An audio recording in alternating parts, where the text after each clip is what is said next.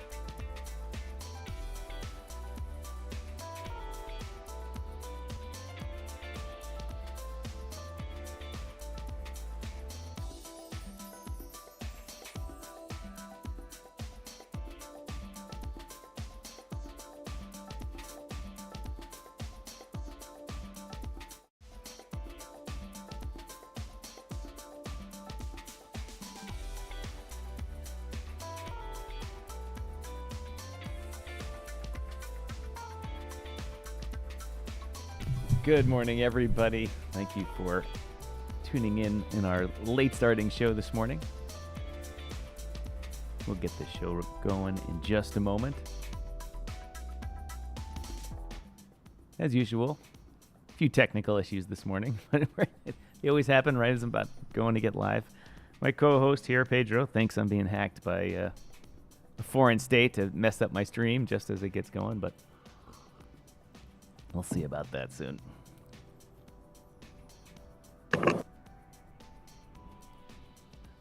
Let's see here.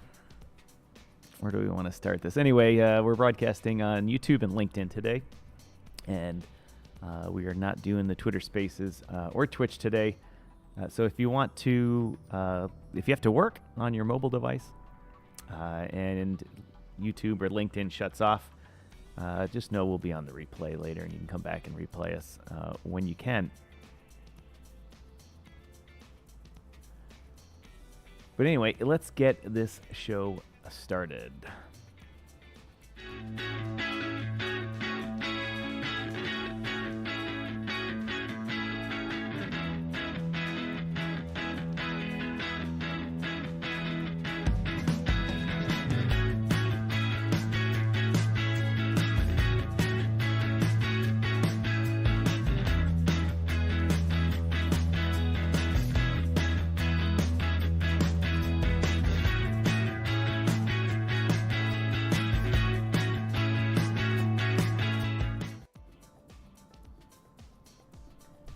Good morning, everybody. How in the great world is everybody doing today? My name is Tom, otherwise known as Striking, here in the digital media world. And we're running a little late this morning, but I'm so glad that everybody is here watching us. All 2 of you on LinkedIn and 4 of you on YouTube. Thank you very much for joining in. Anyway, welcome to DYOR Live and DYOR Media Network. It is July 12th. And if you've watched my show the past couple days, you will know that I just can't believe that the week is this far in already, the month is this far in already, and the year is this far in already. We're going to be seeing Christmas setups, I think, and in fact, I think Mrs. Striking and I saw Thanksgiving starting to go up in Target already, so they'll be having Halloween and Thanksgiving stuff at the same time. Let me try and get... interesting. Let me try and get the media or the social media going here for a second here. Pedro, I got you there in the background. Can't hear Pedro.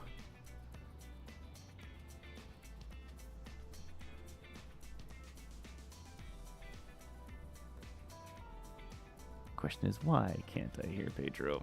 Hold on a sec, Pedro. I can't hear you, so give me a sec to bring you on. Anyway, ladies and gentlemen, we got a good show for you today. We're going to go over, as it says here on the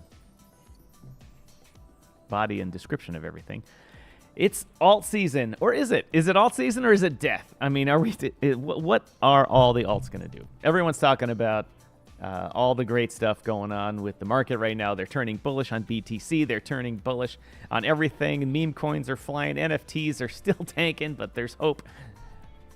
But what are the alts going to do? Everyone says, hey, you know, Bitcoin, when Bitcoin pumps a little bit, the alts 2x, 3x, 5x, 10x. And they get, the hopium starts going. And they start throwing money into it. But we have some problems with that. And the problems... come out in the fact that there's a lot of people calling for Bitcoin to go 100 to 100,000. You know, all the as I say, the hopium that goes along with that, and the big issue, the big issue with that is that the money to go into Bitcoin has to come from somewhere, and we're talking trillions and trillions of dollars for that money to come from nowhere. Hold on a sec while I get Pedro back here. Let's see, how can I get this group?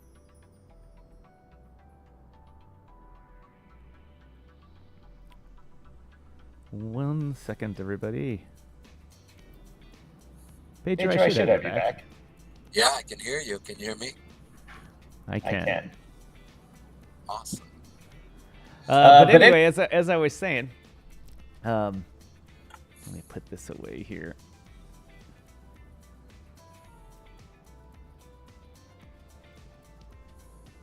Did I even start my LinkedIn? Nope. Anyway, good enough.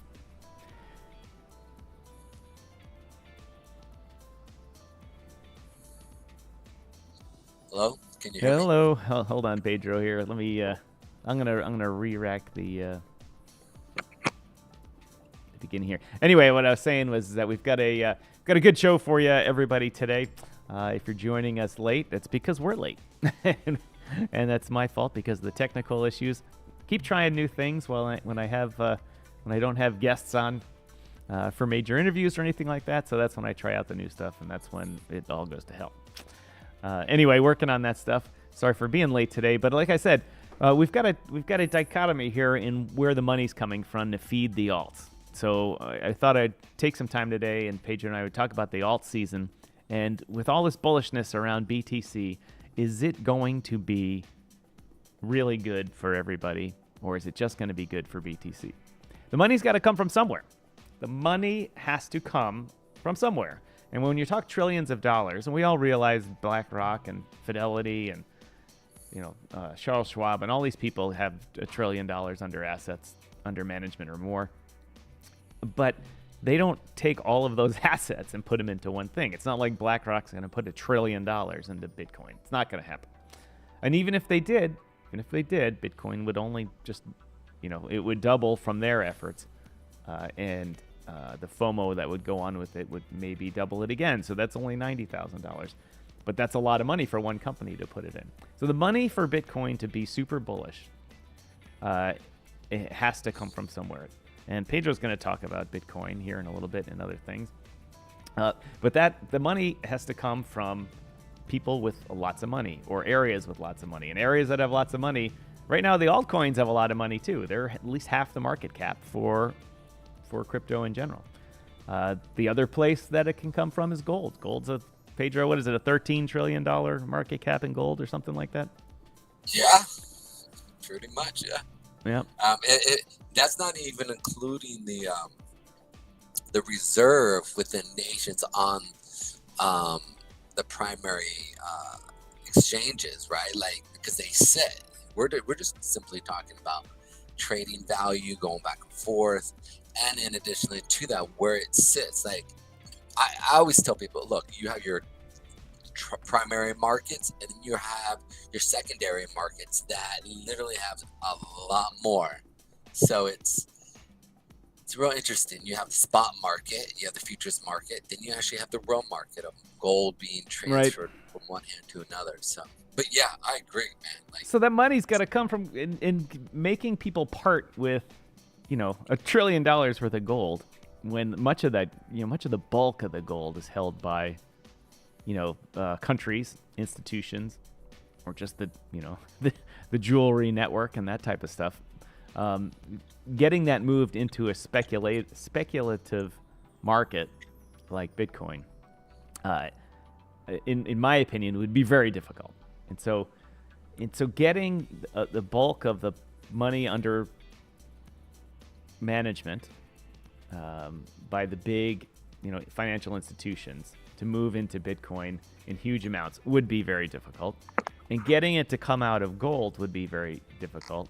And so that leaves people like, the United States government, other governments and things like that, or a bazillion people on the retail market putting in another couple $100 billion, which is possible. We've seen that before, but that needs FOMO. So you need someone to kick it off. Pedro, where is this money? I said this yesterday. Where is the money coming from? Show me the money.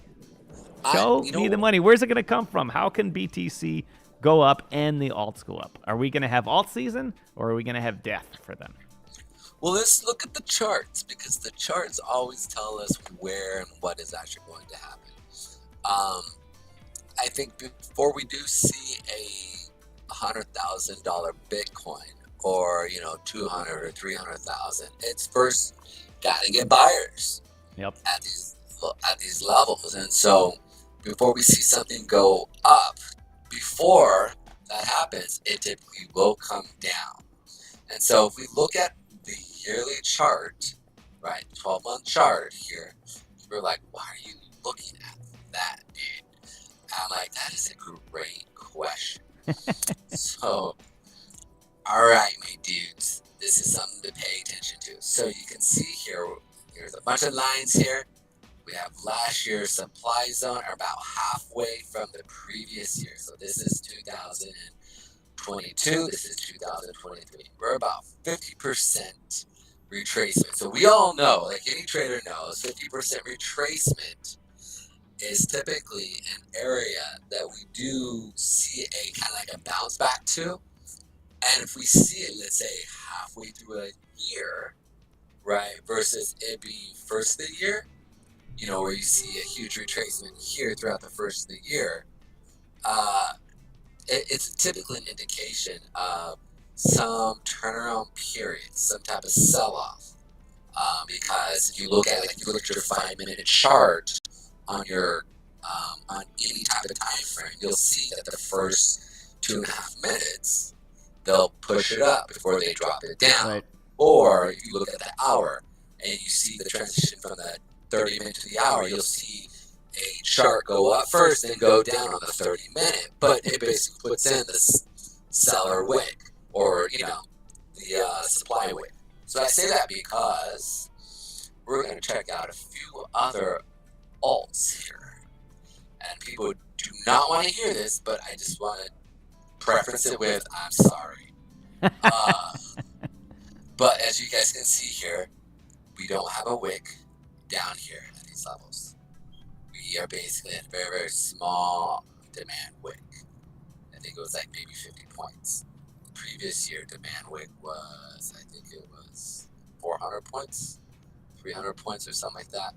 The reason why I say that is we're going to come down and put in some type of demand wick. That demand wick typically, I feel, is going to be around that $16,000 to $12,000, potentially $10,000.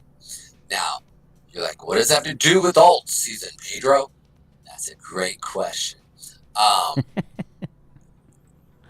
Because Bitcoin and Ethereum both lead, if we see a sell-off in Bitcoin and or a rally of Bitcoin, everything else will rally.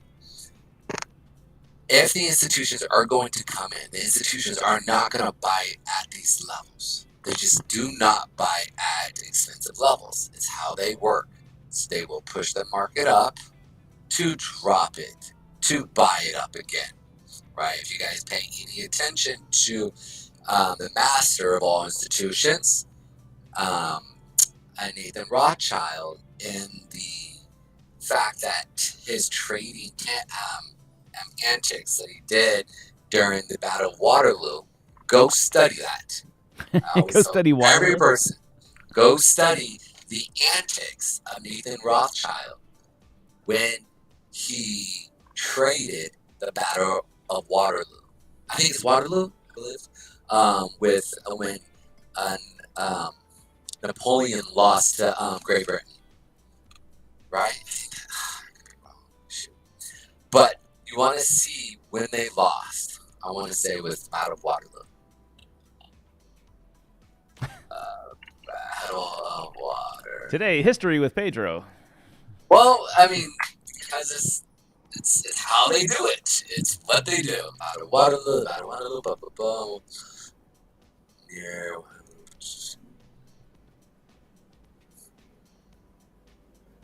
Yeah.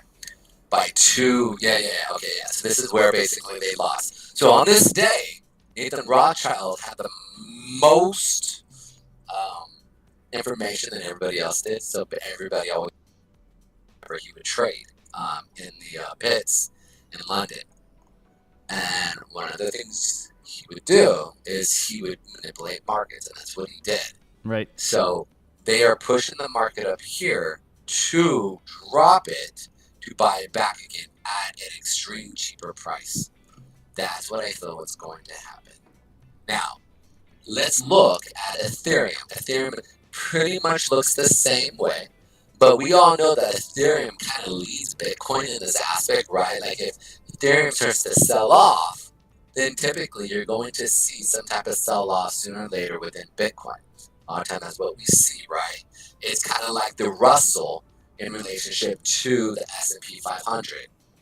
So it's something, it's a type of correlation of trading that we consider and see. Now, you can see here that we're already starting to sell off within Bitcoin, or within, within Ethereum. Now, I'm going to point this out. We haven't seen this yet within Bitcoin, but Bitcoin, we kind of look like this here. Boom, boom, boom, boom. You can see here with Ethereum, we came up to these sellers, and then now we're putting lower highs and lower lows here. So it's already starting to cascade down. So when you look at the moving averages, a lot of these higher time frame moving averages are going to start acting as support, but more or less for institutional buying periods that will push up the market, and then they'll turn around and sell off at a lower period. All right. Now, this is really important because as it gets further down, it's the cheaper it's going to get. That means institutions are going to be buying in and then let it go up again and then come down. So it's important to pay attention to that, because if we want to see institutions really get involved, they're not going to pay at highs. They always pay at lows. Look at Bitcoin in 2017 and 18 when it was introduced to the CME. They went up and then dropped it down before they came and bought it back up. So in the same sense, that was on the futures. You can see now that the spot market, there's no difference, except maybe it's just a different product, but they're still going to trade it the same way. So we're going to see the same type of setup. Now, I want to point this out. We're going to go back to the year chart. Okay. When we look at the year chart, you're going to sit there and see something really interesting here. We don't, again, have a big demand wave, which we're going to come and put one in on Ethereum. I think Ethereum will probably come down to, if you look, I have a $500 mark here. I think they're going to want to push it all the way down to that $500 mark here from an actual buying standpoint. Again, this is all educational and entertainment purposes only. It does not constitute as financial advice. With that said, if we do see a sell-off, these are some of the areas here that we can sit there and see where the market would come down to. All right, now you're like, well, Pedro, what is this? I mean, this is an alt, but this is almost like the original alt. I would agree. Now, let's look at a few of the other stuff. We've seen the yearly candle of Bitcoin and now Ethereum. Now let's check out BNB. Second power in the house. BNB. For those of you that got your head buried in the sand, BNB's been having a tough time. And as a result, a lot of the retail investor community has been having a tough time because of Gary Gensler beating up on Binance. We all know Binance has brought some of the pain on themselves by the way they acted a long time ago, but they're trying to get their ship in order. But meanwhile, Gary's announcement took, what would it take, 30% off their market cap in an hour? Anyway, I have to interject with that because that pissed me off. Well, I made it very clear. CZ went after their golden boy, their golden child. Yeah. And you go after any child, let alone the golden child, you're going to get beat up. And he got beat up.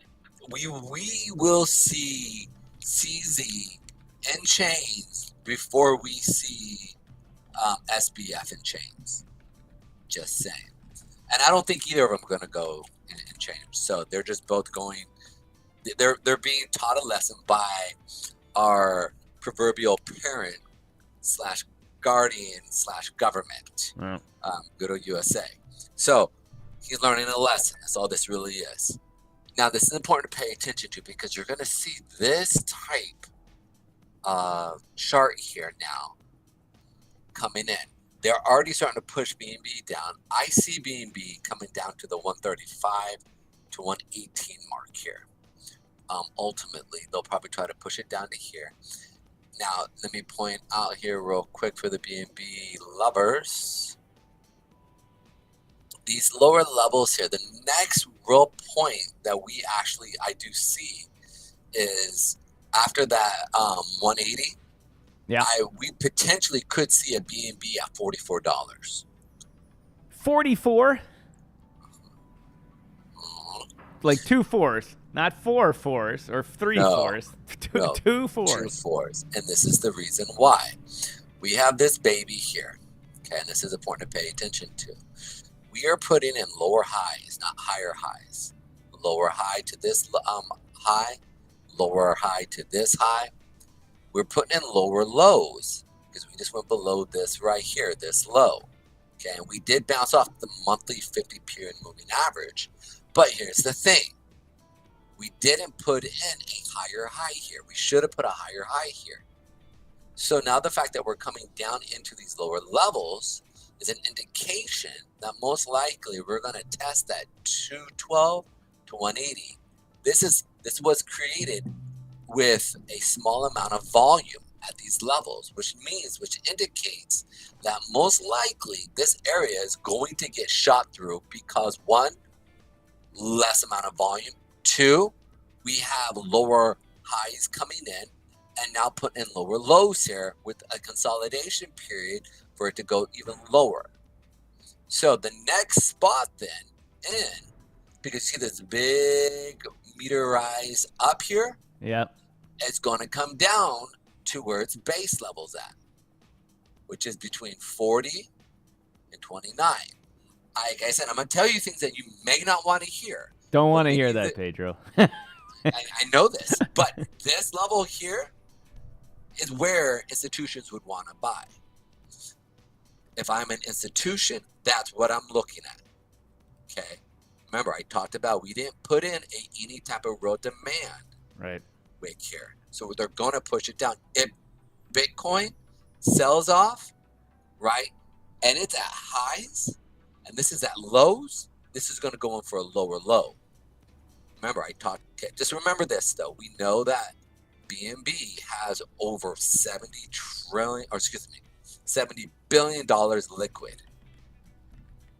So I would tell him, and that's not coinage of BNB, that's actual cash.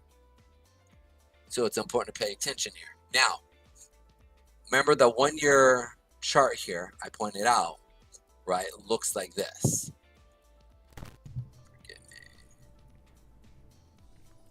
Right, we see it looking like this. So we're already starting to come back down here. So as we see a sell-off, we potentially could see it come all the way back down, tap this, put a big wick and for the new year, and then see us go all the way up and probably pass the 600 mark and probably hit 1200 to, this is always hard, $1,200 to $1,800 BNB, right? But they're going to want to buy it at these lower levels. So that's a potential area that we can see BNB come in. Now, let's get into the real altcoins because you guys are going to love this. Hold on. I got a question about BNB here. Yes, sir. I got a question about BNB. I have to think that it's in Binance's best interest to support this coin, you know, as they say, the FTX way, by using extra money of theirs to buy it.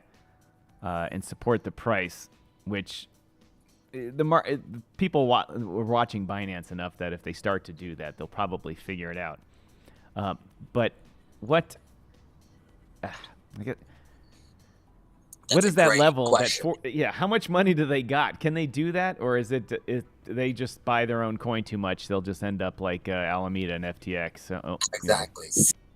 Than that, he understands. He used to work at a hedge fund. He understands how hedge funds work. Is he going to play the idiot and try to actually hold a whole entire institutional system, not institution, but institutional system that wants to see his coin at these levels? They have trillions of dollars to short. Trillions of dollars. Bank of America, Goldman Sachs create their own blockchains to be able to short and do what they want to do. He knows they're not going to be able to stop that. So is he stupid enough to sit there and try to support with $70 billion cash? Or does he wait until they put a bottom in where they've come in and said, okay, this is an area in where we want to buy? Like, what would be the smarter thing to do? All right, let's talk about the if BNB does go down to its base level, as you're talking about it in the 40s, the effect on the kind of retail BNB market and all the different projects and crypto projects that are based on BB. I understand that there's a seriousness level that the more serious projects are not based on BNB, but there is a glut of projects, and not just meme coins and things like that, but all sorts of, junior projects that literally half the world in crypto is investing. All of Asia, all of India, the kids around the world have bought BNB things. They're going to lose their shirts. If BNB devalues, by half, liquidity pools devalue based on BNB, devalue more than that because it's a pair. And they, unless the project is on BNB, but they're paired with BUSD or something like that. And we have who was buying during the Great Depression? Who was what? Who was buying the market during the Great Depression? JP Morgan? Yeah, JP Morgan. Some people say he actually even one of the ones that actually really helped fuel the debt crisis that we saw in the 1920s. Right. Where people would buy on margin, and he purposely was the one funding that so that he could take the opposite end and short it. Right? Like, even though, there wasn't really a short back then, but he was creating a type of short so that he could go through and pull the margin calls because people were taking money out on credit to buy the stock market. We're seeing that still, but in crypto because there's no real laws. Right. So when if this does go up, it's only going to go down again. Right. So the reality is that even though the rest of the world sits there and is in turmoil, does the institutions care about that? No. They do not. No. They're looking to make money, and they're going to do it the old-fashioned way. They are. And unfortunately, there will be a lot of people hurt, but they believe in survival of the fittest. If your system works, then it can work through troubled times. Crypto is not like the institutional banks that cannot fail. It will go through another drowning, but whoever remains and emerges out of that will be the ones that actually live. I think BNB will be the one. They will submerge. They will stay strong. It will go down to 44. Well, I can't say well, but we have a good chance of it going down to $44 if it doesn't stop here at these lower levels here. Well, make some money on the futures markets shorting that, but exactly, and we'll see it. It's already starting to put it there. Now let's check out XRP here. XRP, ladies and gentlemen. XRP. So XRP is actually another juggernaut. Come on, what is going on with the computer here? Ripple, they make so much money and have so much money and spend so much money, but I don't know where they get it. I don't know where they get billions of dollars. It's not like they're... Right. Let's look at the volume here, right? It's not like they have a blockchain where everything runs off exactly for them, right? They're a protocol that works phenomenal in regards to exchanging of values and the quick and doing extremely quick, right? Like they're a great company. They do great things.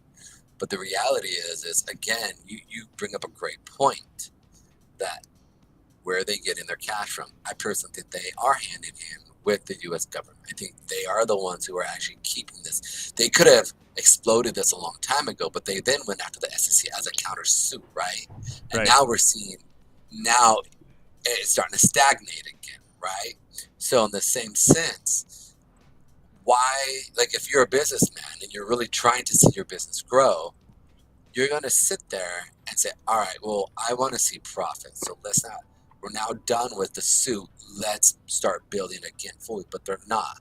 So I personally think that the money is coming from the U.S. government or some type of agency that wants to keep crypto at a lower level. That's just my thoughts on that. They hire so many people, engineers, developers, high-level people that are expensive. They're spending big money on fighting the SEC. They have a big executive team with expenses. And it's like they have endless money.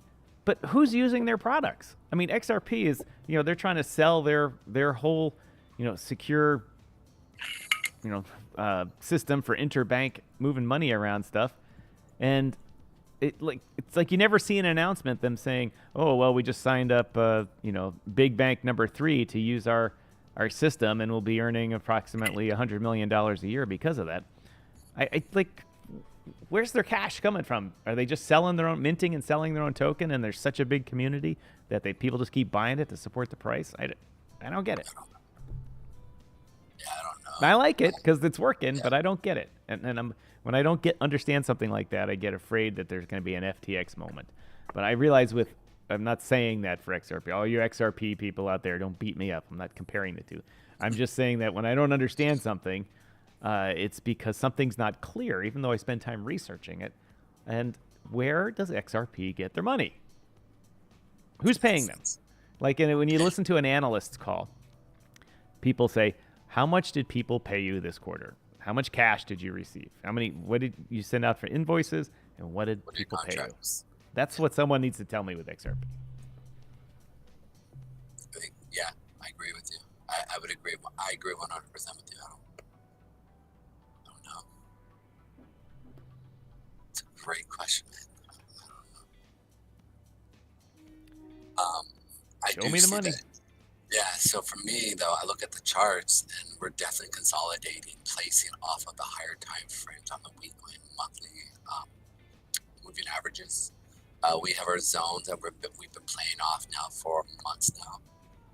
As you guys can see, since January, I put these in on my show, these levels here.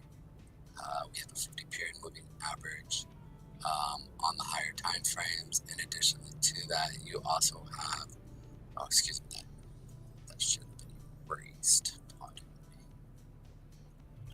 That should have been done. There we go. All right. So you can sit there and see, though, that these levels here are definitely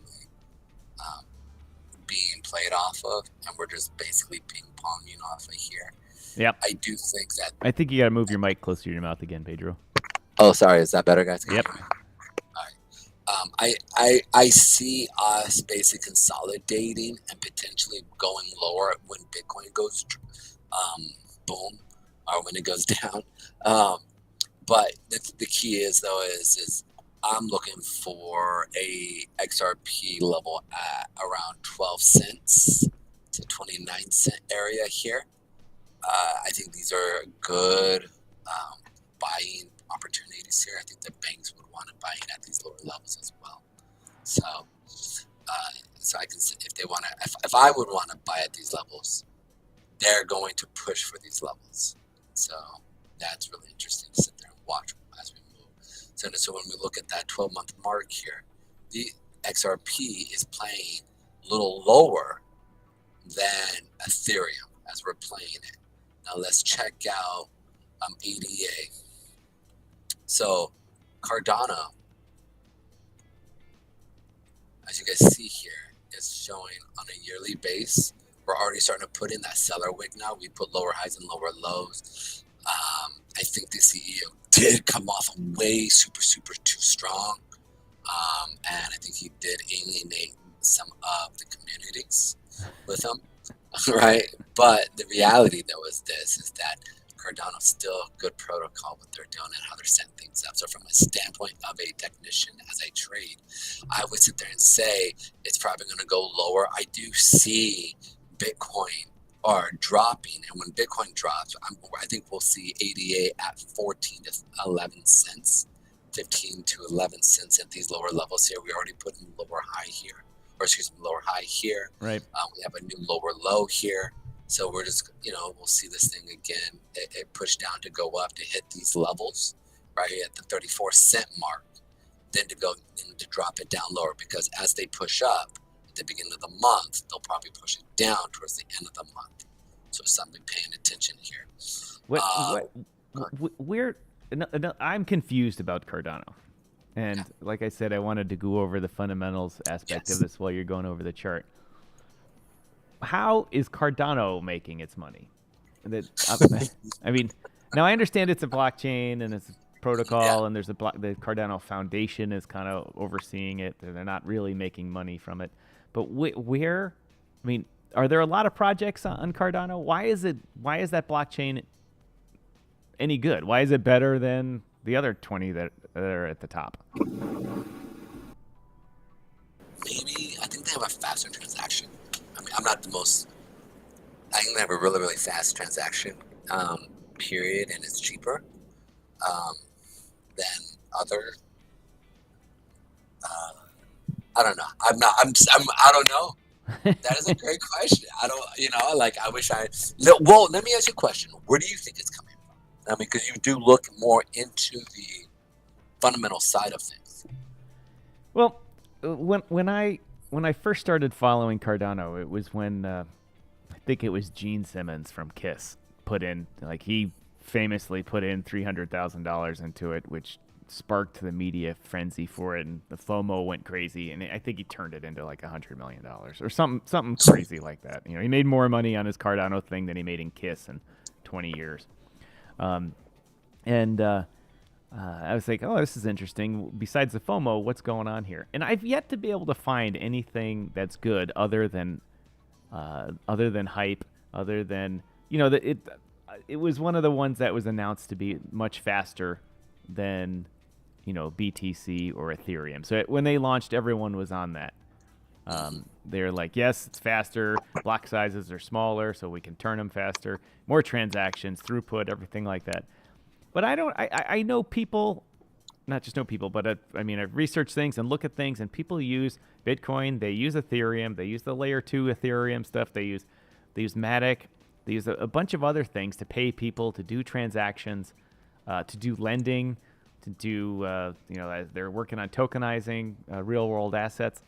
Nobody uses Cardano for that. What is driving their volume? I think primarily maybe it's because community. They do have a huge. You got to do your mic thing again. They do have a huge community. So it could be maybe just the community itself. To the moon, right? To quote Elon. So it could be. And they're the ones who trade it back and forth in hopes to make cash. Right. That's what I'm assuming.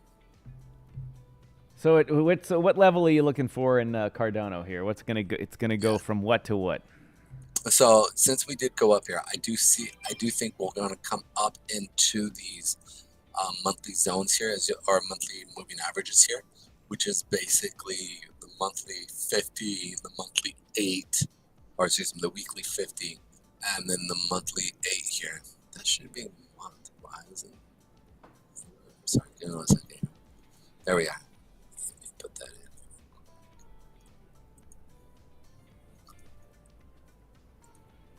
So this is the weekly 50. So you can see here that we have a ton of higher time frame moving averages that are going to be at that are going to act as resistance. So our first real resistance level here is going to be that 30 cent mark here. Right. And then you have a conglomeration of the weekly 50, the weekly 20, and then the monthly 8 sitting right at these levels here. You have a lot of sell pressure in this week alone. So you can sit there and see that it's going to have issues coming up. So I say, if you're going to be looking to short, your first short period here is going to be at the 30 cent mark.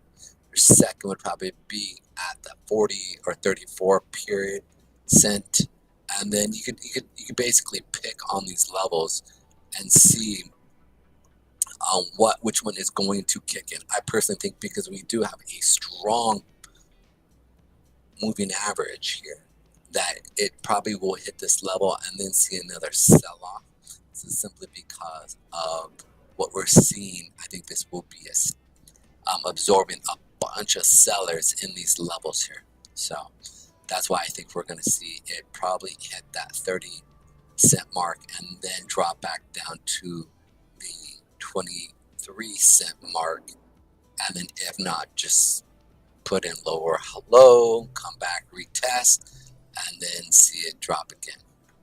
So more, in other words, more bad news on the horizon for an alt. Yeah, but not a bad thing. Yeah, it's not a bad thing. It just means I look at it as just a way to actually get in at lower prices if you're going to be getting in, if you're going to be staying in crypto. So it depends on how you want to look at it. Doge, Elon Musk's favorite baby.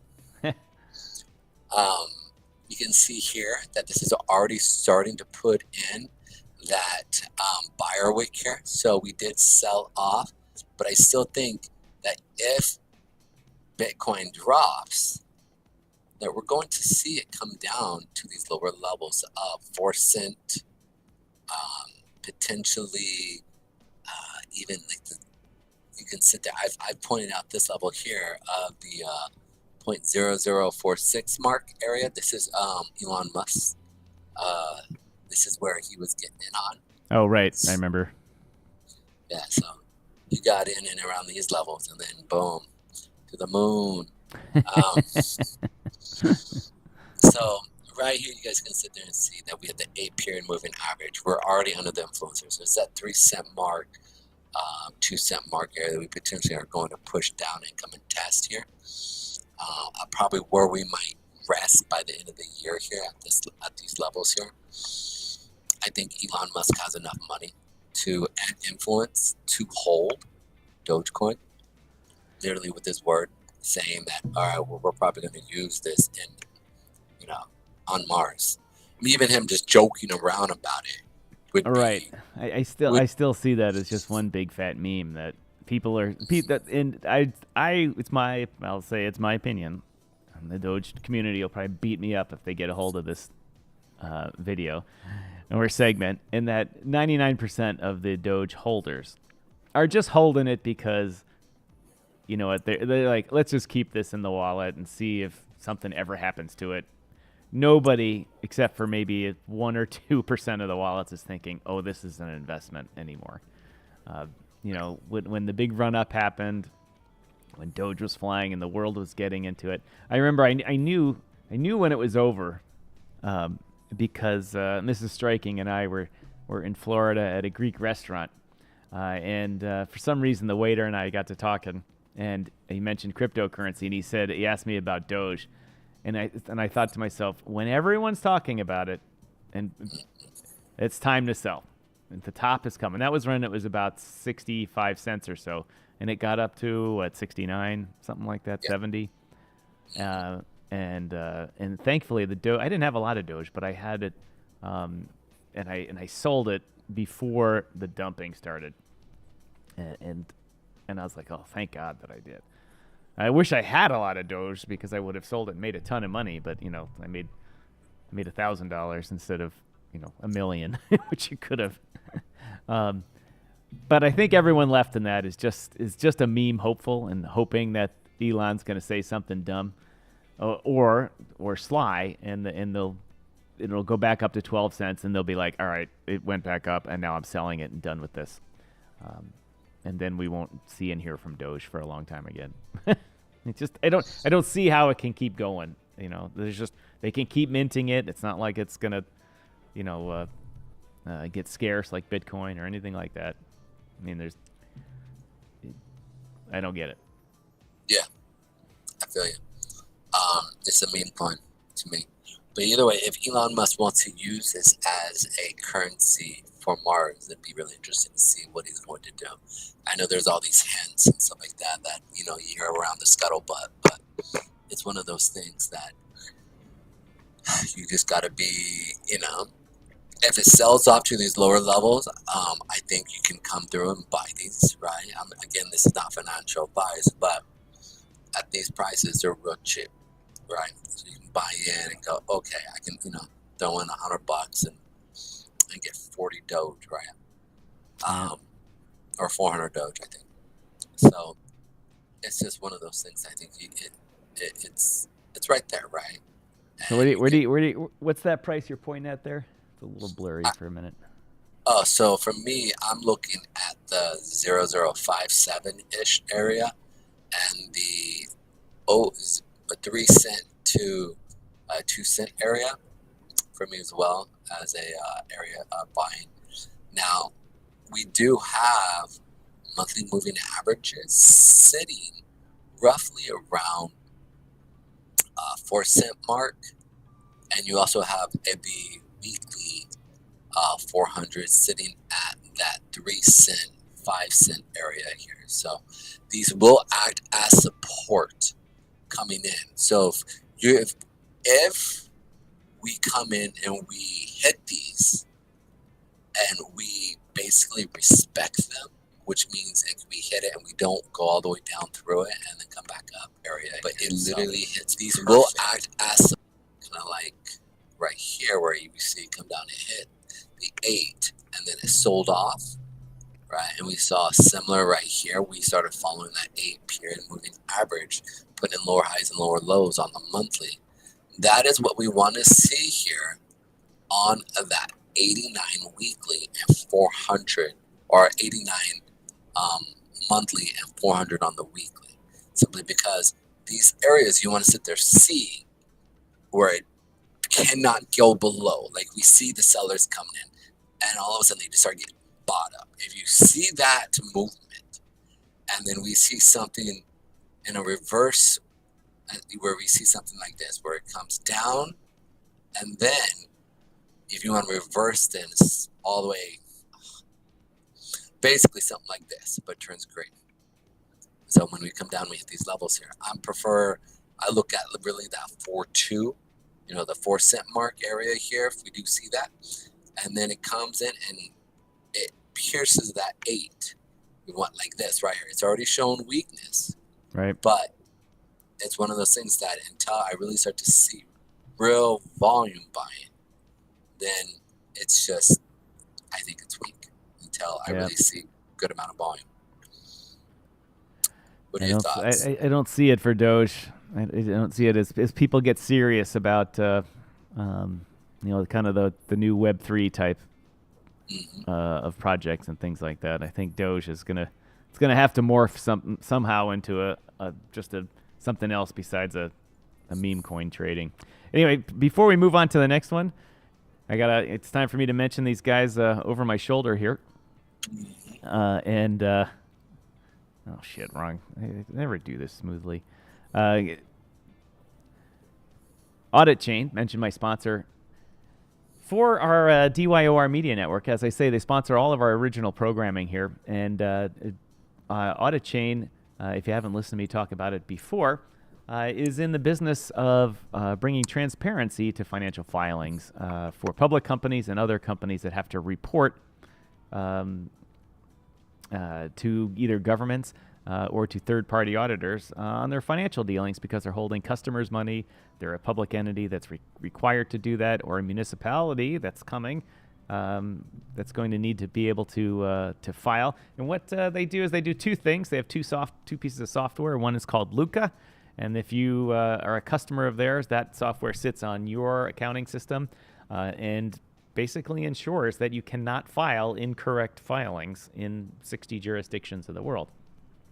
And then they have a network of validating nodes called Pacioli that's around as they say, around the network that validates the results of filings and stores those results on the blockchain and uses a token for gas. And they're currently using the Matic blockchain to do that. And it cryptographically and mathematically proves that somebody's company not just has proof of reserves, but proof of state, meaning the entire look at the company. People say, oh, there's proof of reserves, but if they owe more money than they have in reserves, they're technically insolvent. Doesn't matter how much reserve they have if they owe more than they have. And what Auditchain does is it's able to prove what a company is saying is true or not, mathematically and cryptographically, without revealing any private information. So this 2-minute video here will give you a little insight on how we went through the S&P 100 and gauged the top 100 companies and how they did. Most of you know that crypto exchanges have been taking a beating about transparency, and many groups out there are trying to solve that, but Auditchain has already done that. Auditchain's protocols and network of validators can mathematically prove that a company's entire financial state, not just proof of reserves, but a proof of state, and whether or not that company is providing accurate reporting and information to the respective government regulators and to the public. Seriously, you and I can check crypto companies and traditional companies financial reports for transparency and accuracy using a logic and reasoning engine called Pacioli that records its output where? On the blockchain. Seriously, ladies and gentlemen, blockchain technology is now able to be used to check on traditional companies. Behind me is a list of companies that comprise the S&P 500, S&P 100. In essence, the largest U.S. companies by size. More than one quarter, 29 out of 100, have problems with their reports. Remember, accounting and other corporate systems are garbage in and garbage out. So if there are problems with the data out for these companies, in red here, what does that mean? That's right, ladies and gentlemen. There are problems with the data going in. And this was figured out not by accounting or auditing firms and fleets of consultants. This was compiled and reported on by Auditchain's Pacioli validating nodes and took only 5 minutes. It's revolutionary and it's a disruptor technology. Auditchain. That's right, everybody. Auditchain, and I suggest all of you go to auditchain.finance, check out their company, and if you are a large reporting company, because I know all my visitors and viewers here are watching this, are large institutional CFOs, but I suggest you go to auditchain.finance and check it out and get in touch with Jason Myers, their lead architect and chief sponsor and founder of that project. Anyway, Pedro, we got a couple more alts to go here. Yeah. What Well, do we got next? I believe you're going to talk about Solana here, aren't you? yeah, I am. I think Solana is doing good things.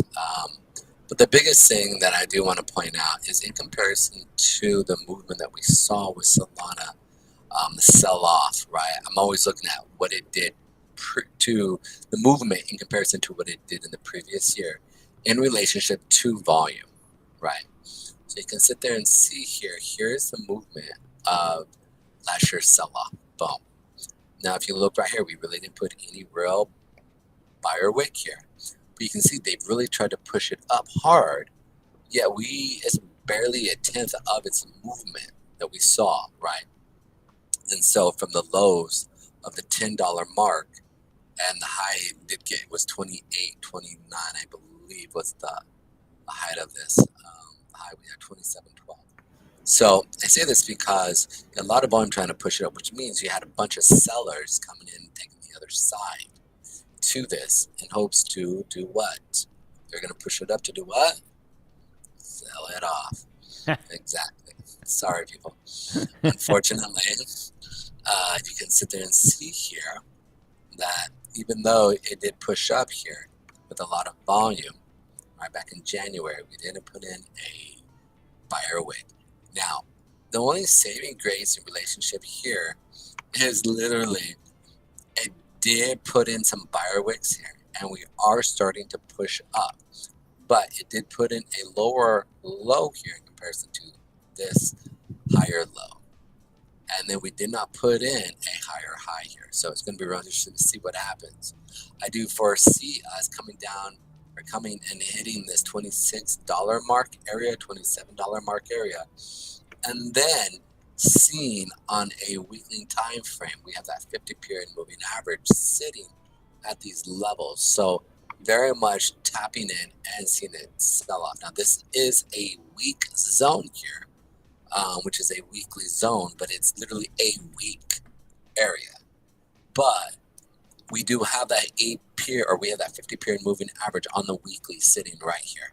So it's going to be really interesting to see how we do in relationship to this. This could be the lower high that would then go to my lower low as we continue down. Preferably, I would like to see it down at that $4.26 area for Solana. That would be a great area for me to buy. If I was to buy this, I'd be definitely looking for that 426 Right. to 411 area. So that's in a nutshell from a standpoint. So Again, it's at what's it currently at right now?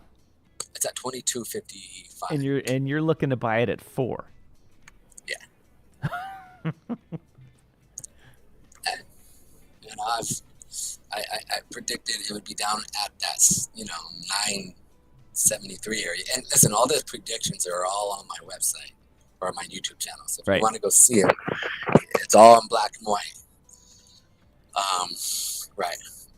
But right here, these areas, that $10 mark and that $4 mark, potentially would love to buy this.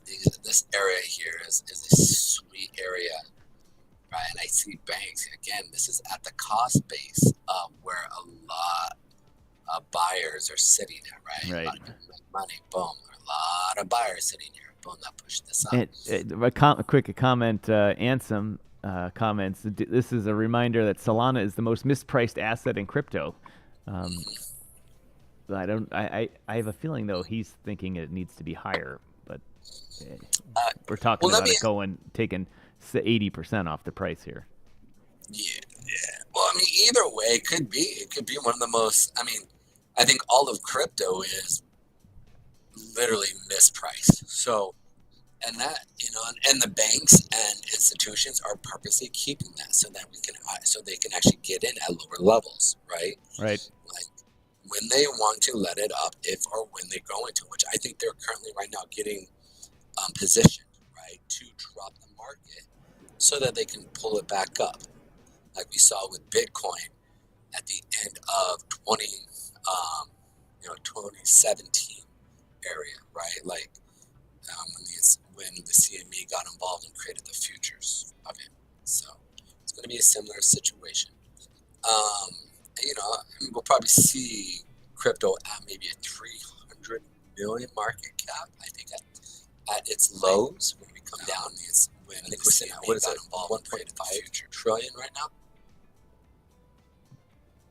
So 33 billion or 300 billion, 400 billion at the previous lows or the next lows. But then you'll see a explosion of buyers coming in where it's like, what is going on? And then you're mad because let's use the guy that you said you knew it was time to get out when he was saying, what do you think about Right, when the waiter at the Greek restaurant starts talking about it, how he and his mom and other people are getting into it, then I was like, oh, that's time to go. When you see and hear about people literally saying in the streets, the common folk, dude, forget crypto. I hate crypto, man. Stupidest thing in the world. It's so dumb. When you hear that, buy it. Buy. When you see blood in the streets, right? What does Warren Buffett say? When you see blood in the streets, that's when I want to buy. That's just literally how they say things, right? Like, boom. So I think these levels are going to be areas that they're definitely looking at, where they're going to be looking to buy. We could see a potential push up here, but this is a weak area here. I'm on a weekly zone. So be ready for maybe to put in a lower high here at that 23.18 to 27.12 area. Okay, this is still all considered a lower high until we get above this level here. So that 27.12 area, right? And you want to see it confirmed with volume, right? And that looks something like this. Right. Pushed up, boom, pushed up, boom, right? Granted, it sells off. They were trying, but that's what you want to see. All right, so that's it with Solana. Let's check out Litecoin. Litecoin is similar, right? But the thing about Litecoin, and I think this is because it's paired itself to Bitcoin, and actually how its blockchain is running off of them, you can see it's very similar. It's more consolidating. Personally, excuse me. When you look at here, it did get above 50% when it came up to the previous year, okay, which shows a lot of strength from me. Yeah. So when I see something like this is something to be paying attention to. They're a low market cap. I personally think because we have so many higher time frame SMA sitting above us, it still has a long ways to go to deal with. Okay, so these are going to be things that is going to have to work through. But ultimately, Litecoin is a good, like, just because they've tied themselves to Bitcoin. If Bitcoin drops, they'll drop. But I don't think the institutions will let Bitcoin completely go away, which hence keeps Litecoin viable and strong. So there are real buyers here. There's volume here, and they're sitting there and they're trying to capture their profits right before they drop it. But I do think we could see potentially, this would be crazy for me, but we potentially could see a Litecoin of $12. Okay. Well, that is one of the reasons, because they're halvening is coming up, or however you want to say it. Mm-hmm. Very much could. But also more important, they are, from a charting standpoint, we do have more moving average sitting above us. They are putting higher highs and higher lows in, so it is moving up. If I was going to be looking, I'd be looking to get in at these levels of $40 mark, the $30 mark, and then that $10 mark here area. If we do see itself all through this area here, this would be lower lows. But I think what they're going to do is they're going to push it down and then close it at the end of the month above the low. And then they'll do it again. They'll drop it, and then they'll push it up again. And if you look at the monthly chart, it'll look something like this right here, where they sold off, boom, they pushed it up. They sold off, pushed it above it. When Bitcoin does sell off, this will then sell off with a conjunction, or similarly to it. So the even with the in Bitcoin parlance, in the past, after that they have the amount of reward, about a year later is when you see, the price starting to push up from it. And I am having trouble. Litecoin should follow that same process here, but I'm having trouble seeing that, just because so many people are down on Litecoin. They're like, okay, what do you do, Litecoin? As I was trying to look at it from the fundamental point of view, what are you doing for us? What are you providing instead of it? Right now they're providing an arbitrage target, the arb between BTC and Litecoin. They're not providing any value otherwise. Like, I've sent something from one place to another via Litecoin just because, I haven't done this one yet, and it took a while for it to settle, much faster, much slower than XLM or other things. And I was like, all right, well, there's no real benefit to it. So what's gonna? You're saying it's likely you're gonna want to buy it. It's at 90 something right now, right? You're gonna want to buy it in the 40s. You want to buy it at 10. Everyone wants to buy it much lower, but what is pushing it? What's it pushing it down? Why are the people selling it off? Primarily, from a fundamental standpoint, I don't know. But from a technical standpoint, we're hitting higher time frame moving averages, which is basically that 100 period moving average, and additionally to that actually took off of this level here. Gotcha. But we actually have levels here where we did blow through it, then we came back down. So this level here is the reason why we did see a sell-off. There are a bunch of sellers sitting at these levels here. They especially had a 4-hour zone here that was phenomenal. It was like perfect zone. And we literally hit it and then sold off. So, but you have these higher time frame moving averages that are now stepping in, then they're going to push the market down. That's what we're seeing. Now, it all depends if this week and into next week, can it hold the 8-period moving average? I don't think so, because even though we tapped it here, okay, this week we still have the 200 period, the 100 period moving average sitting above us. It is finding support on the weekly 89, but again, it's not really holding. Its only saving grace is that monthly 8 sitting right here with that 89 above it.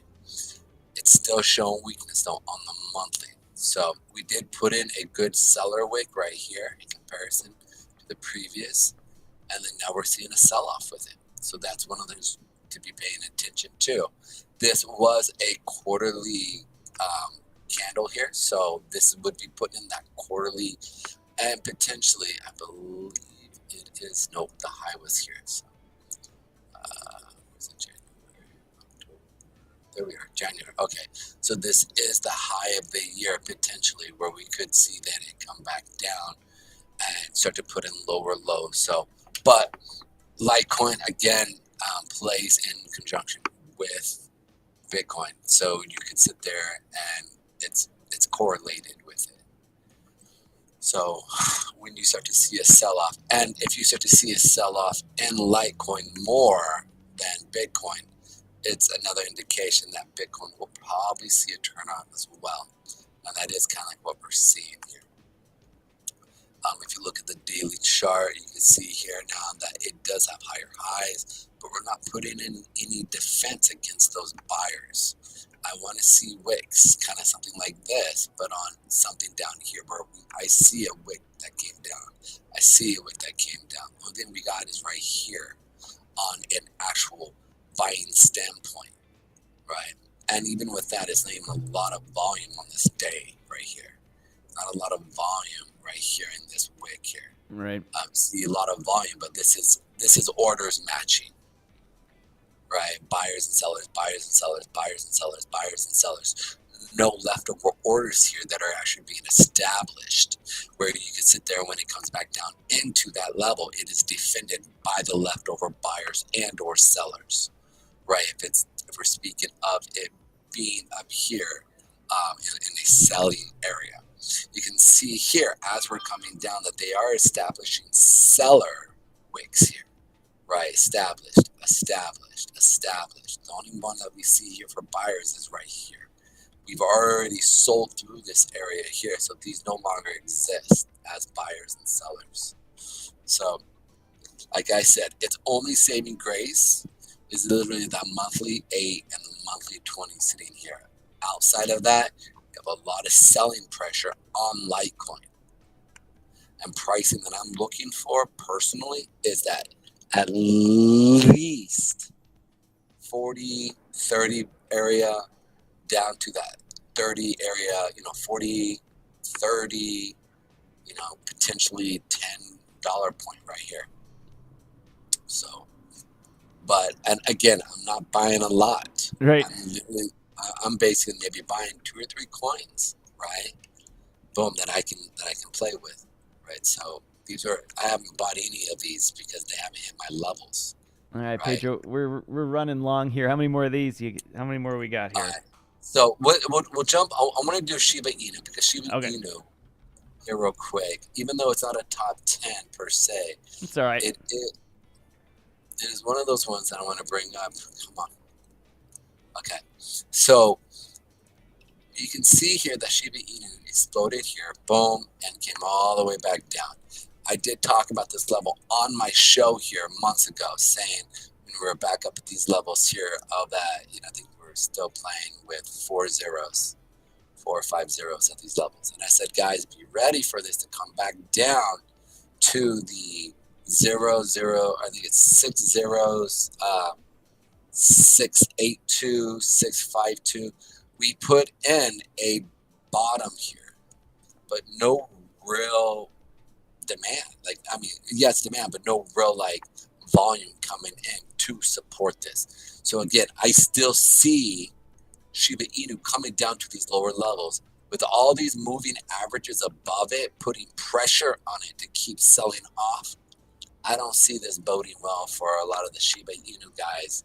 I mean, potentially we could see this even lower than its actual base form, even coming back all the way down to maybe even 5 or 2. It's crazy to think about, but it might come back down to the 5. So it's all based off how we see this movement here. They're trying hard to develop a lot of utility here. What are your thoughts on Shiba? The Shiba has, I think what Shiba was very successful at is taking the wind out of Doge. And taking their community, and a bunch of people that had made some money on Doge or were sitting around neutral in Doge got in on Shiba and made some money, and they're really hoping that it still can blast. I mean, let's face it, it is a total meme that came out. They did something different than other people. They put their money into other things, came out with other products, said they were going to do a ton of things, did a few of them, but that's more than nothing for a meme coin. So that's great. But it's still another dog. And I don't mean in performance, I mean in its icon. It's just a dog meme. And when you the community around it, there's videos on YouTube to no end about people. Every little thing is like, oh my god, it's so huge, it's gonna make we're gonna double and triple. For Shiba to double and triple now, let's remember how much money needs to come in. SHIB is currently what's their market cap? Their market cap is 6 billion. No, the market cap is 4.5 billion market cap.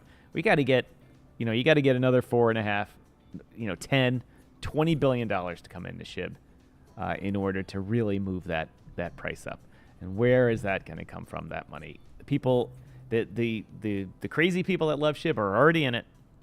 So I think, following the logic you've been using all day today, I think the only way people are going to make money in Shiba is by pushing the price down to some really ridiculously low price again, and then starting to pump it and wait for the FOMO to come back. That's the only thing I see with SHIB.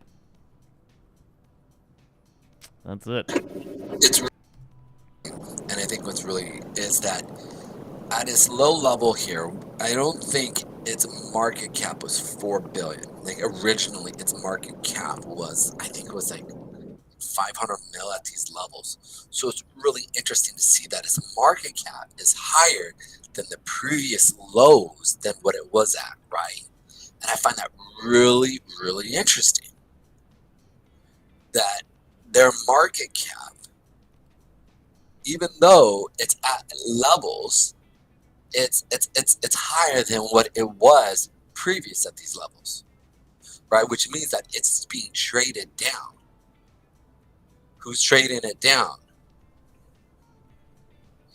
But I don't. The banks. The banks. It The doesn't question make is, sense. why are the banks even buying it in the first place? Why not make money on it if it goes up? Yeah, I mean, I can see if they've got a trading desk that says, "Wait, just stir up the markets. Go ahead and do this." But it's hard for me to think that the banks play in the memes. well, I'll put it like this: when SHIB was at its peak, I saw a gold company saying that they would take SHIB. I called them up. I literally called them. I was like, "So I've got about I was just joking. I said I got about $1 million worth of SHIB right now. You guys are willing to take it?" They said, "Yeah, absolutely." Like it was real. I mean, this was real, like real banks, like boom, and you could sit there and buy. Now, what? Well, let me say, I thought it was. It could have been fake ones that were, websites that had a mimic. It was maybe a copycat website. Right. Could have been, but either or. I did see in a bunch of places that people are willing to take. These were places that have been around for a long time. I looked them up. I called them. Like, there was the real numbers. There was like places like there's a place out in Chicago that was willing to take SHIB that was for real asset of gold. So there's something to them, right? There are major institutions that still hold SHIB in their wallet, and they're not going to lose money on it. No, you're right about that. They are incentivized not to lose money. None of those guys make their bonuses if they say, "Oh, I reduced our portfolio by 50%." Even if it's simply just to push it all the way back up to its top, right here, so that they can get out of their positions. Like when this hit its peak, you started seeing huge fluctuations. I mean, Binance, Coinbase. They all shut down trading when it started having these huge fluctuations. You started seeing these sell, boom, huge. I mean, millions of dollars selling off at these levels. And so either or, it's one of those things that the hard assets that actually bought this potentially is backed by some form of gold, some form of silver, because they're the ones who bought it. They're the ones who are holding it. So, and normally they're looking like 10, 20, 30 years, 40 years down the road, right? Right. Of assets. So it's one of those things that we're going to see. One last one here, because this is Matic.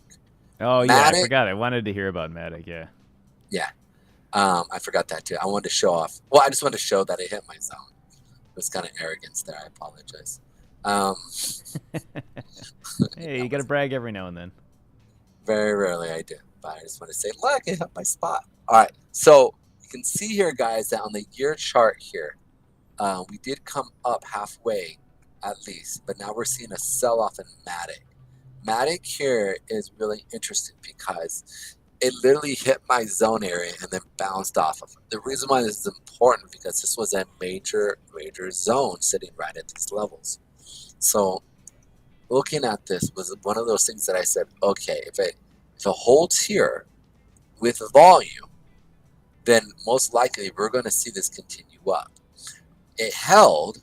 We didn't see a lot of volume come in, but it is tapping that weekly 8, and we did pierce it. So we potentially could see another rally up into the 95-cent area again here. Now, yes, we did hit an area up here at that $1.50. I did mention this at the beginning of the year to wait for it to come back and test these levels here, right, at these lower levels. Oh, it tested them all right. It did. But now, personally, I think we're going to at least retest that 30-cent to 28-cent lower level here. Many of my moon rock friends, like I was doing analysis on them, and a guy literally went through and I told him, listen, this does not constitute as investment advice. But I did say that the 30, we hit the 28. This was back when I believe we were all the way up here. I think we were at 160 cents area. Yeah, it would have been maybe right here. Maybe $1.30. And we were doing an AMA and in Moonrock. And somebody asked me to do analysis, and I said, there's nothing holding it until we get down to these lower levels here. And again, people are like, dude, you don't know what you're crazy. I'm not crazy. This is what the chart tells me. Like, we're already starting to trend. And so I say that because you can see something kind of similar where we're coming and we're hitting this levels here. So as we come up and tap into the higher time from SMAs, the monthly and the weekly again that are in this area, this is going to be a real test for Matic. Matic is a strong company. They're quick. They're fast. When it comes to transactions, there's a lot of projects that use Matic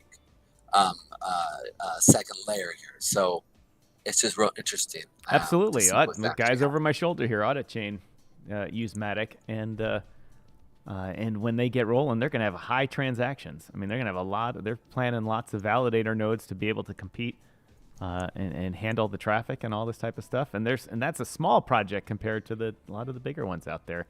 And I was, on your chart here, I can't point over that far. You see the big drop in it. I'm guessing that was during the SEC. I can't read the months on that. I'm guessing that's when the SEC labeled them as a security. No, this was actually June. Yeah, I guess, yeah, you're right. Yep. Mm-hmm. Boom, they dropped it. But here's again, like the whole entire, I mean, if you look at XYO, like XYO was considered another security, right?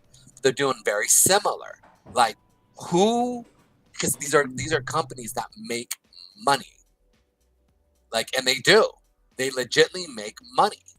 Like they go ahead, bud. Go ahead. Sorry, Polygon Networks is making money. Real money. Not like a couple $100 or even a couple thousand or maybe a couple $100,000. We're talking millions of dollars a day. They are bringing real cash in. They are doing a lot. And so one of the most cheapest values here, I think, is Matic.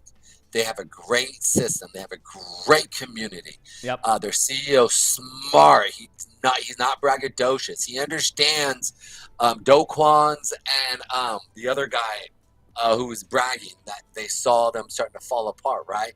Like, he's smart. They're smart, right? Like, we're in trouble with the SEC. All right, we'll work with the SEC. But we still make cash. At the end of the day, they walk to the bank and they put money into their cofferdams and it builds. It says everything. I agree with that. I agree with that. I've liked Matic for a long time because of the way other projects and communities adopt them over other blockchains. And I found that when speaking to a number of those people, I found that they said they liked it because a couple of things. It was fast, cheap, and easy to integrate, and great support from the community. And the community in Matic generally doesn't have any moon boys in it. It's pretty much a serious group of people. Serious is not the right word. It has a group of people that are actually in it as a business. And smart investors. Yeah, and I don't mean just investors. I mean people are basing their businesses. I mean people are basing payroll systems on Matic. Financial auditing on Matic. Lending systems. Tokenization, all types of things that bring in money from the real world into their business. And Matic is just one of the tools that they're using to accomplish those goals. And when companies do that, or when the projects are like that, instead of yo Moon Boys, let's go, then I know it's serious, and I have more fun watching it because I believe in it, and I see it doing good things. And when you see all these engineers talking about like, no, we're using Matic for these reasons, the ones I just listed, and they're not using BNB because the chain's full of Moon Boys, and they're not using a couple other ones because they're just not big enough yet. But this has a support community, and a lot of people have learned how to integrate Matic into their projects, and so I've always liked it. What I don't like is he's saying that it's going to go down to. What would you say it was going to go down to? Your buying area was 28 cents to about 29 cents, and then we can see it come back down to the 18 cents, 16 cent potentially. You're like, wait, what? Well, because if you look at CoinMarketCap, this area here, the 9 cent and 18 cent area here is a lot of volume at these levels. Right. A lot of volume. And so if it comes back down to that area, a lot of people are going to be selling because they're no longer, like Matic is, no longer worth to them, right? And so who's going to be selling off? Who's going to be buying up those sell-offs? The institutions.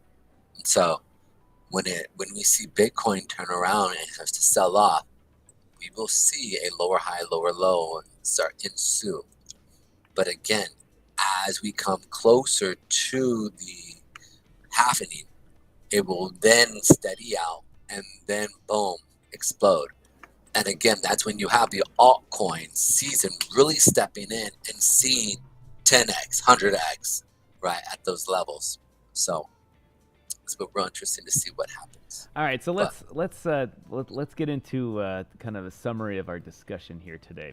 And the summary is that you're seeing, my title of the show is alt season or death, and what you're seeing in the short term, and short term meaning, next couple of months, the way I'm reading you talking about it is within the next 6 months at least, you're seeing at least 50 to 60% of the money coming out of the altcoins. I'm not talking BTC. I'm talking And it's for that matter, not even so much Ethereum, but when we're talking altcoins, we're talking XRP, Cardano, Solana, Matic, all that type of stuff. You're seeing more than half the money come out, for sure, and people looking to push the price down in order to get a much lower buy-in later. Absolutely. And so I'm just gonna switch my view here and run through these as a summary for everybody that ended up watching our show today. Thank you very much. To summarize, XRP. I have CMC behind me here, but it's not big enough to read. XRP coming down huge from all the way down. What'd you say, down to 12 cents? Is that what you were saying that XRP was going to come down to? Yeah, I believe so. Yeah. Yeah, and I might add that this is not just Pedro and I talking about things. That I'm taking Pedro's input from how he's analyzing the information that the charts provide him, and then adding my fundamental view on it. And when we started the show, I said, where's the money for Bitcoin going to come from? If Bitcoin's going to pump, it's got to come from somewhere. And apparently, we're looking at least $200 billion coming out of the altcoin market cap here. It's got to go somewhere. And if Bitcoin's going to run, they're going to push it. They're going to move their money over there. But we're looking at XRP down by 75%. Cardano, similar. Solana and Matic also down dramatically. BNB, in death scenario, down to $44, in which will put every BNB investment project out of business. Because they're already the thinnest, they're operating on a shoestring anyway. Doge down to potentially down to 3 cents. You're looking to buy it at 2 and 3 cents. Or also potentially 0.005 before. You're like 10x lower than where it is now. Yeah, pretty much. Yep. Right. Solana down at 4. Litecoin going all the way down to what'd you say, 20 something? I can't remember what it was. Give me 1 second.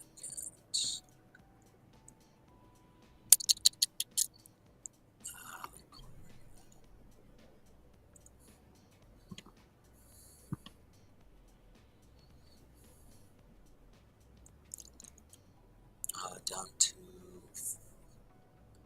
30 to 29, and then potentially $10. Right. So most of the money coming out of Litecoin, and then Matic going down a lot. Now in this process, they're going down to where they'll level off, and that's the the buy back in spot. And then when that happens, that's when the next wave comes of buying, and people can make some money out of the next bull run, and alts will happen.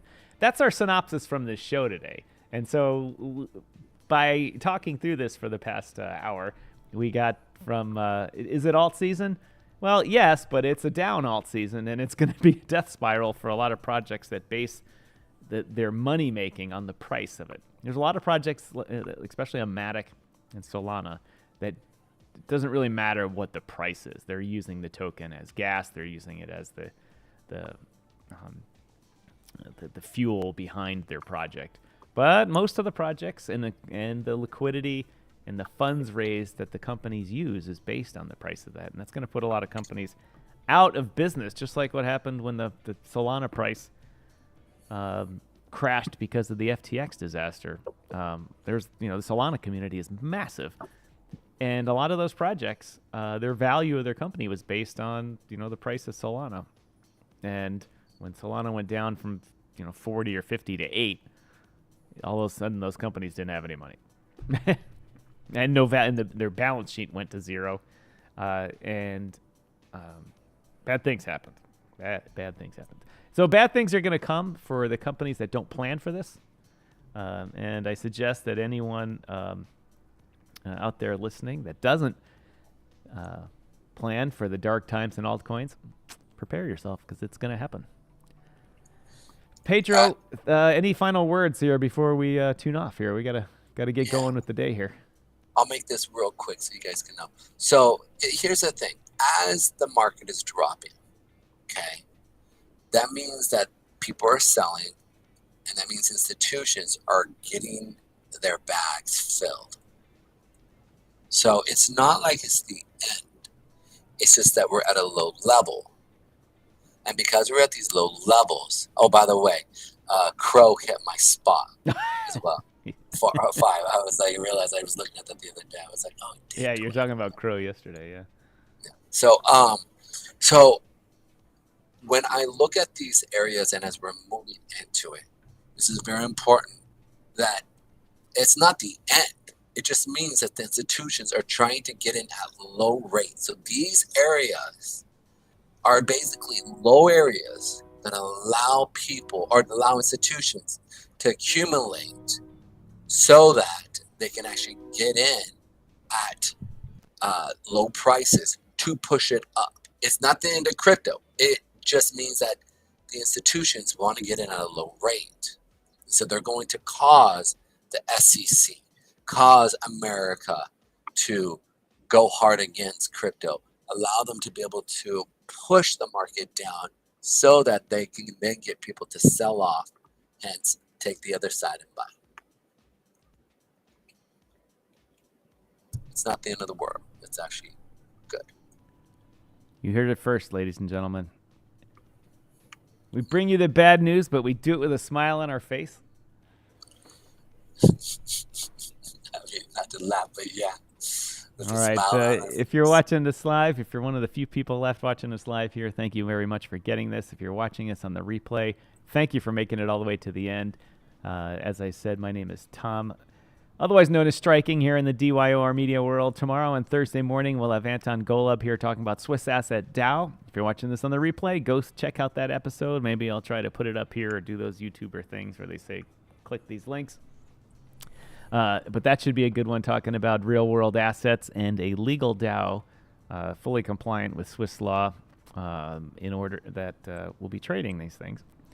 And so it should be a good show.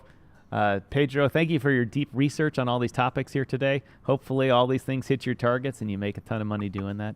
And all of this is worthwhile. Thank you so much. Appreciate you guys. All right, everybody. Have a great day. We'll see you tomorrow on the DYOR Media Network and on DYOR Live. So be there.